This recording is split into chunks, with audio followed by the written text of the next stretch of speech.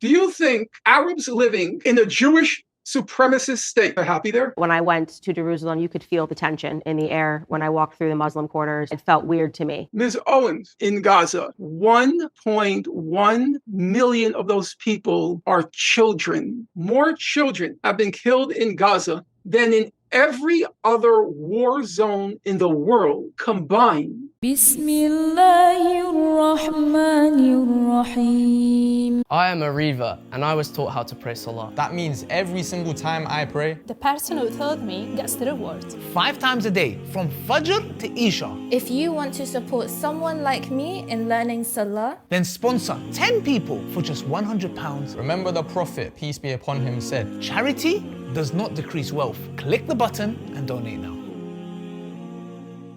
Assalamu alaikum, brothers and sisters. If you're watching this video and it's Salah time, please pause it and go pray and come back when you're done. Please check out the description section of this video to support the channel. I came across a podcast collaboration featuring Norman Finkelstein and Candace Owens. What was interesting was that this particular interview seems to be the point where the penny dropped for Candace regarding the extent of the Israeli regime's criminal activity and corruption. The interview was conducted just before Candace left the Daily Wire, with her former employers deleting all traces of it from her previous channel. What was also fascinating is how, despite this conversation taking place just weeks after October 7, 2023, Norman Finkelstein predicted the genocide, ethnic cleansing and occupation of Gaza we see Israel committing in 2025 to a T. As I said, this interview was the moment Candace Owens, who is now one of the loudest voices exposing Israel, became awakened to the dark and ugly truth about Zionism, courtesy of Professor Finkelstein, so much so that she was stunned into silence. Let's take a look.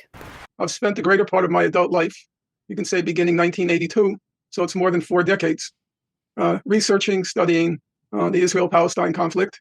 And it's my conclusion at the end of that research, but already early on, that the case that Israel makes for its crimes are in large part fabrications, misrepresentations, and distortions. And on the other hand, the Palestinian case is very strongly supported by the evidence. I tried to be a strict adherent of the 2 principles of truth and justice, and that's where I landed. And I think that's frankly where most of the world has landed. And it's also, incidentally, but not trivially, it's where a large part of the young Jewish population has landed. The Israeli government is openly, unabashedly, flagrantly, blatantly, it's to declare the war of genocide on the people of Gaza. That's not exaggerated language. The Prime Minister of Israel said, in a speech which has been reproduced everywhere, he said, this is a war against Amalek, referring to the Old Testament. It obliges Israel to kill every man, woman, and child. That's what it means to invoke a war against Amalek.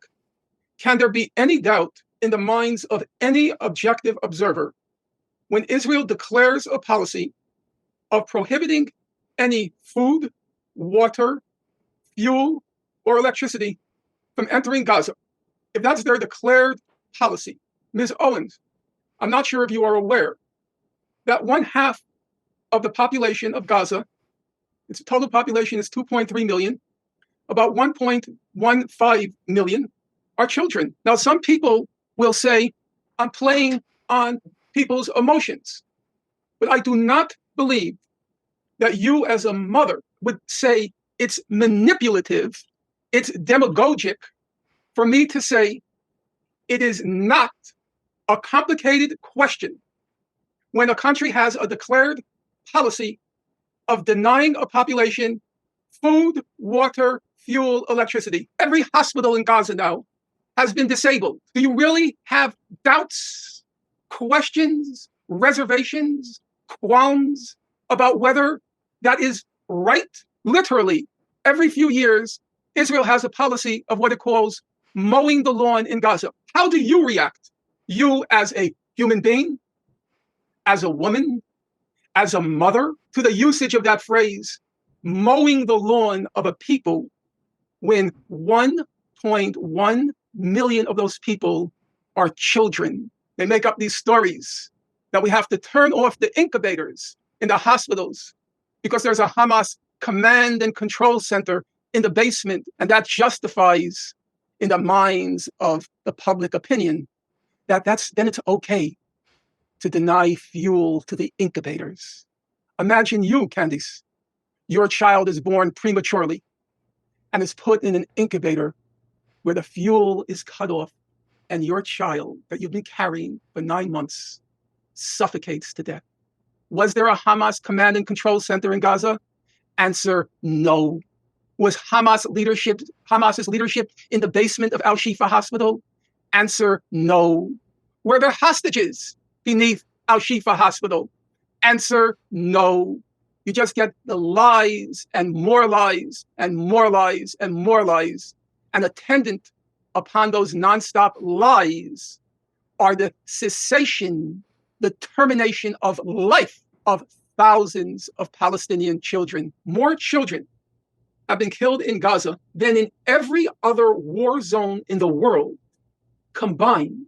Norman Finkelstein concluded that after 4 decades of pattern recognition of the Israeli regime's actions, all their claims stem from fabrications and deception, in contrast to the Palestinian side, for which he stated there is clear-cut evidence of oppression. He seemed to express gratitude that the whole world is now wise to this fact, including many young people from his very own Jewish community. As Professor Finkelstein stated, the label of genocide is not a smear Israel's detractors simply slapped on them, as it was the Israeli Prime Minister himself that quoted the Old Testament to call for men, women and children to be wiped out at the very beginning of this genocide. And the fact that Israel carried out a starvation campaign in Gaza at the very same time just solidifies this fact. As Norman said, it's common knowledge that half of Gaza's population are children, so for these Zionist demons to deliberately starve and bomb them is nothing short of complete and utter evil, with the destruction of numerous hospitals just further confirming Israel's satanic motives. And if executing teenagers, kids and toddlers wasn't bad enough, Professor Finkelstein also exposed the sheer depravity of how the Israeli forces deliberately killed babies and incubators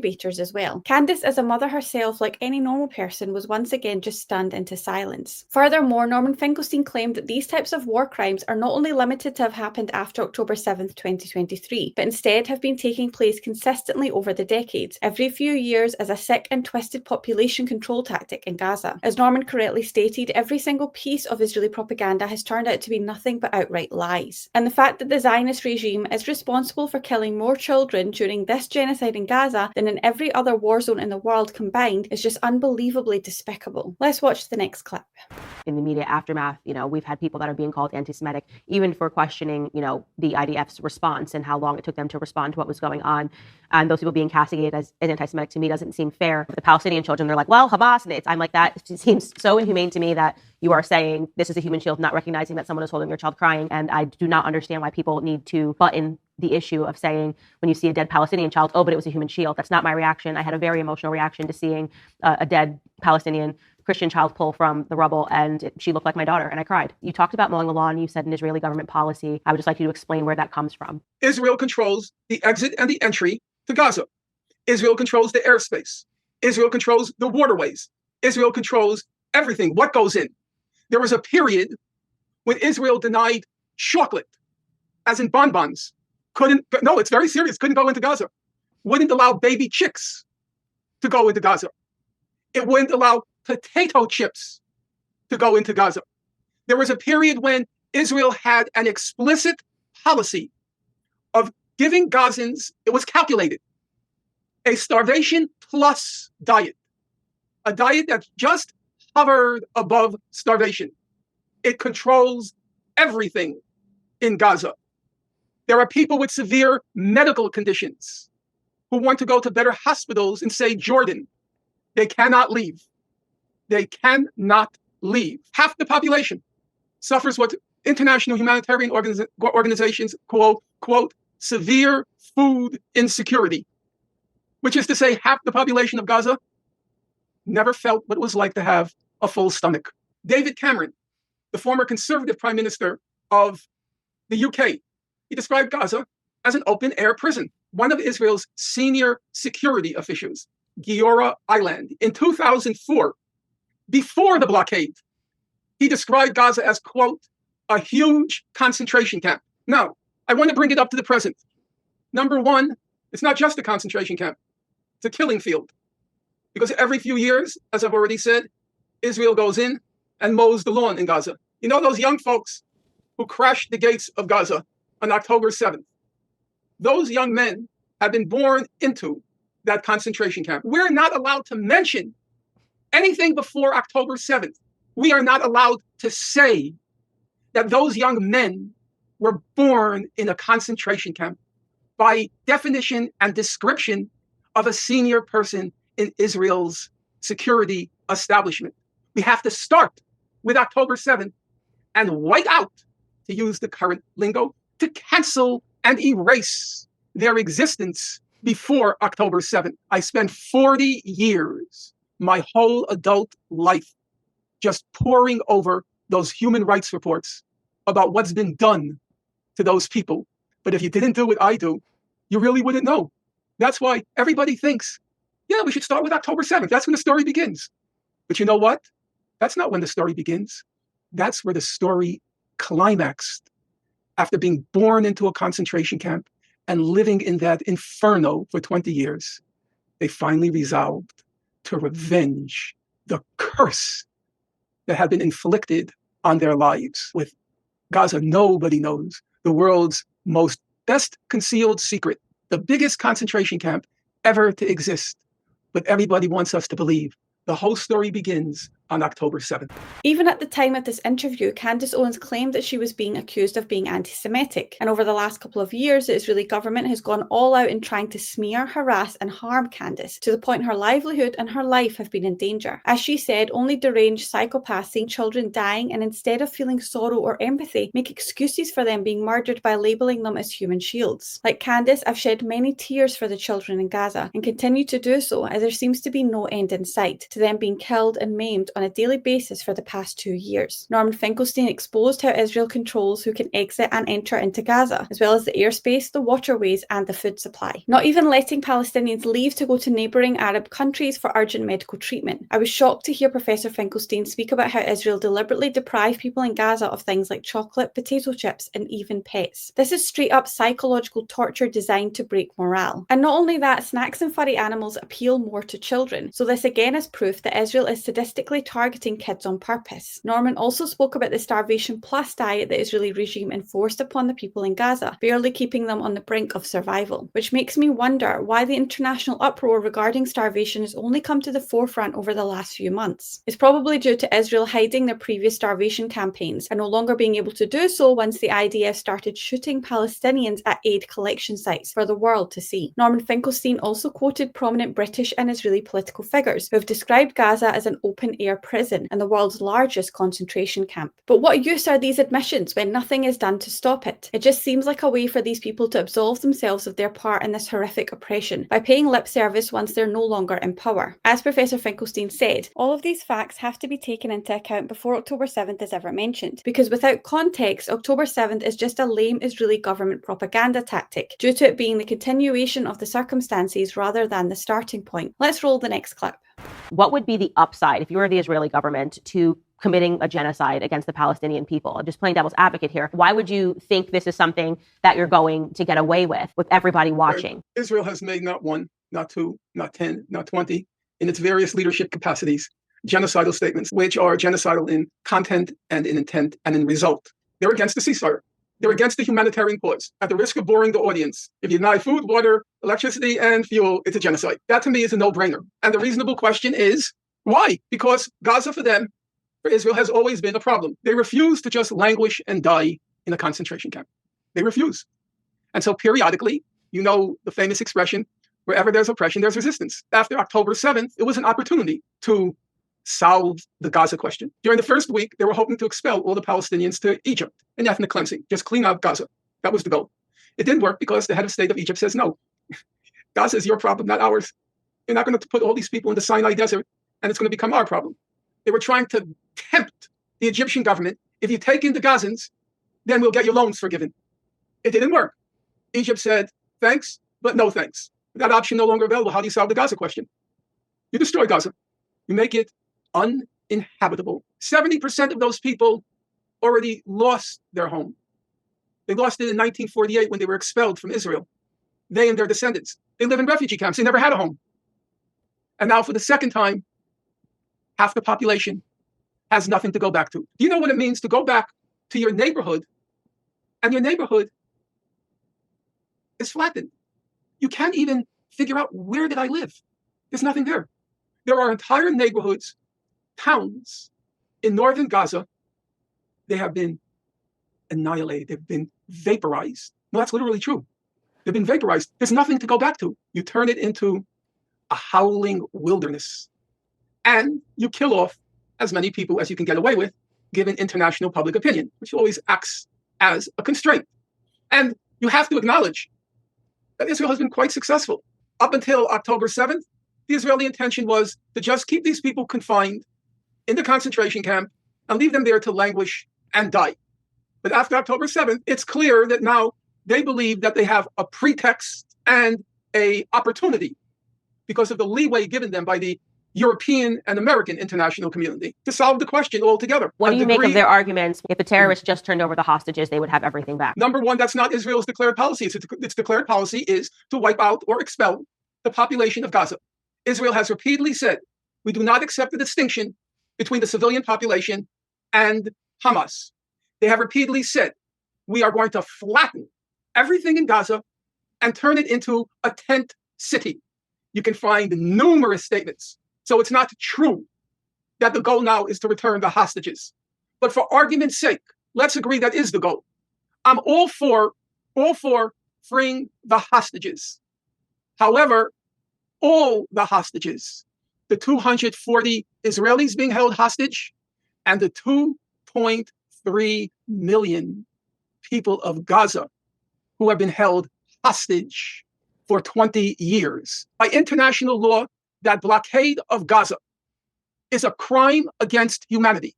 Under international law, there are three kinds of crimes. One, you of course know, war crimes. And then there's a second kind called crimes against humanity. And then the third crime, which you of course know, genocide. What's happening now in Gaza hovers between a crime against humanity and a genocide.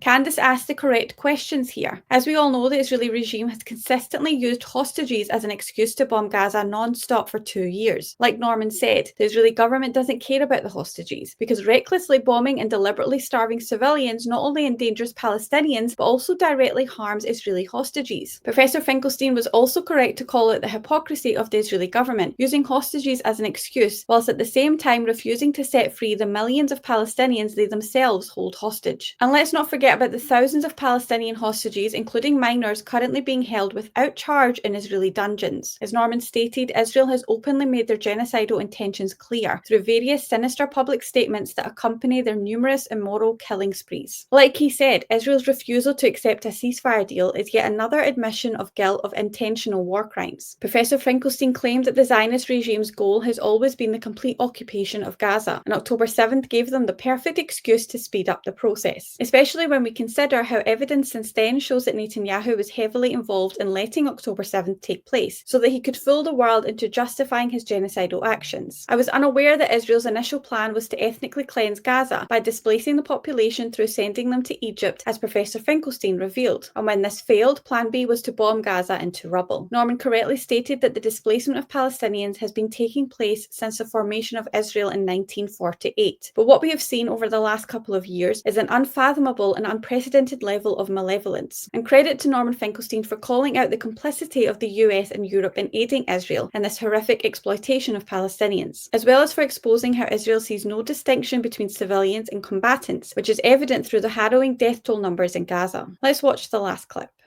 The main Israeli information center for the occupied territories, human rights organization, is called B'Tselem. About 2 years ago, B'Tselem put out a report. It said there's only one state from the Mediterranean Sea to the Jordan River. There's one state. It includes Israel, the West Bank, and Gaza. And they said that one state is anchored in the principle of Jewish supremacy. That's what they use. That's not my term. Another human rights organization, Amnesty International, it put out a report about 250 pages. And it said Israel is an apartheid state. That's Amnesty, not me. So I'm going to ask you a simple question. Do you think Arabs living in a Jewish supremacist state or Arabs living in an apartheid state, do you think it's credible that the non-Jews are happy there? When I went to Jerusalem, you could feel the tension in the air when I walked through the Muslim quarters. It felt weird to me walking through the Muslim quarters. And you know the civil rights era. Do you remember what the South always said? That our darkies are very happy here, and it's only those northern agitators that are causing the troubles? I actually did correlate it and said that that's why I felt weird walking through the Muslim quarters, and then they called me stupid and said that I didn't understand that. Yeah, unless you agree with them, you're stupid. Unless you agree with them, you have to deny all of your experiential and academic knowledge. Otherwise, you're either stupid or an anti-Semite or a self-hating Jew. There are all these labels. Now, you can be a self-hating Jew, you can be an anti-Semite, you can be anything for all I care, but that doesn't change the facts. I don't care what motivates you. I'm interested in truth. Is it credible that somebody living in a Jewish supremacist state would be happy? Is it credible that someone living in an apartheid state would be happy? That's not credible. Do you deny that the Jewish people that there is an existential crisis facing Jewish people right now, and that they have a right to exist, that the Jewish state has to exist because of past discriminations against Jews being exiled throughout history? What is your take on that? It is inconceivable to me, in light of my family history, to support a Jewish supremacist state in exactly the same way I am certain you could not imagine Candace in any shape, manner, or form, in any circumstance, ever supporting a white supremacist state. There has to be a reconciliation which does not concede any ground, not a jot, not an iota, to a Jewish supremacist state. That is a repugnant idea to me. It's a repugnant vision.